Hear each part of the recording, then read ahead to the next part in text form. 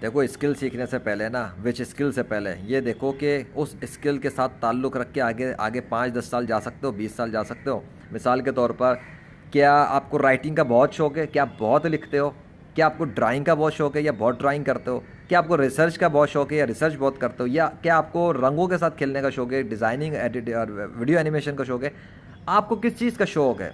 ठीक है, आपको क्या चीज़ पसंद है, सबसे ज़्यादा आप क्या काम करते हैं, उससे रिलेटेड प्रोजेक्ट्स ढूंढो जाके फ्रीलांस मार्केट में। फाइवर पे जाके देखो कौन सी सर्विसेज हैं, किसके अंदर ऑर्डर ज़्यादा आ रहे हैं उसी कैटेगरी पे। अगर वेब डिज़ाइनिंग वाली कैटेगरी पसंद है तो उसमें देखो, राइटिंग का शौक है तो राइटिंग में देखो। जिसमें ज़्यादा प्रोजेक्ट हैं, ऑर्डर आ रहे हैं, उस चीज़ को नोट करो, किस सर्विस उस कैटेगरी में किस टाइप की सर्विस में ऑर्डर है, क्या वो है।